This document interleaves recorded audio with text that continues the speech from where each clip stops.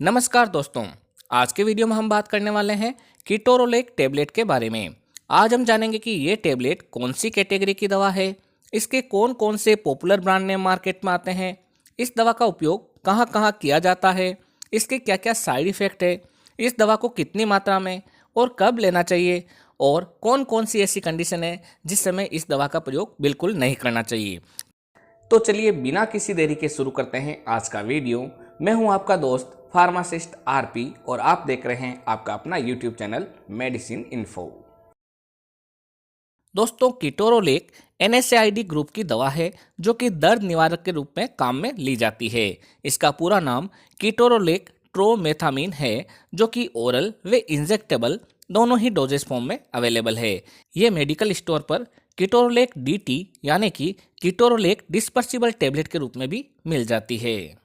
अगर हम कीटोरोलेक टेबलेट की प्रमुख ब्रांड नेम की बात करें तो वो है डॉक्टर रेड्डीज लेबोरेटरीज का Ketorol DT, Sonika life science का कीटोल DT, बेस्ट बायोटेक का कीटोलेक DT और ली फूड हेल्थ केयर का कीटोफोर्ट DT टेबलेट।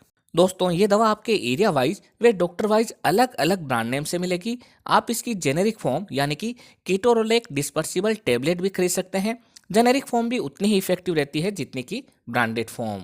कीटोरोलेक एक NSAIDs ग्रुप की दवा है यानी कि non steroidal anti inflammatory drug group की दवा है अतः इसे मध्यम से लेकर तीव्र पेन में दिया जाता है।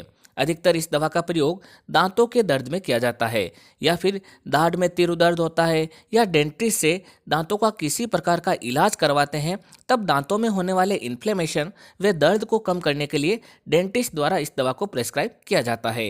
ये दांतों के दर्द को खत्म करने के लिए बहुत ही फायदेमंद दवा है। यदि किसी मरीज के किसी भी प्रकार की सर्जरी हुई है या फिर होनी हो तो इस दवा को दिया जा सकता है जिससे सर्जरी से पहले या बाद में हो रहे इन्फ्लेमेशन को कम किया जा सके। यदि किसी मरीज के आंखों का ऑपरेशन हो तब उस सर्जरी में भी डॉक्टर द्वारा कीटोरोलेक इंजेक्शन का प्रयोग किया जाता है। इससे आंखों की आइरिस मसल्स रिलैक्स हो जाती है जिससे सर्जरी आसानी से हो सकती है।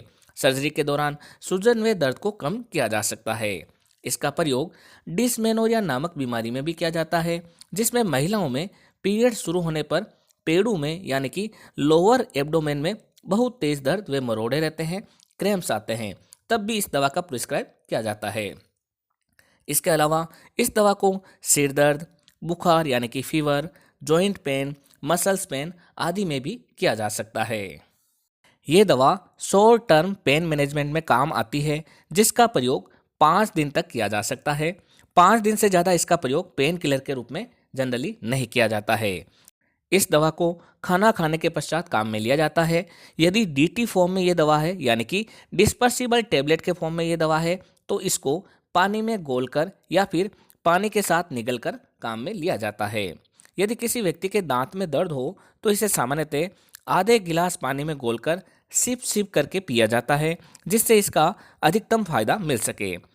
अगर हम कीटोरोलेक टेबलेट के साइड इफ़ेक्ट की बात करें तो इसकी वजह से वॉमिटिंग होना यानी कि उल्टी आना, डायरिया यानी कि दस्त लगना, इनडाइजेशन यानी कि अपच होना, डिजीनेस या फिर ड्राउसीनेस यानी कि नींद का आना, लॉस ऑफ एपेटाइट यानी कि भूख नहीं लगना और हार्ट बर्न हो सकता है। इसके अलावा किसी किसी मरीज में ये हाई ब्लड प्रेशर भी क्रिएट कर सकता है।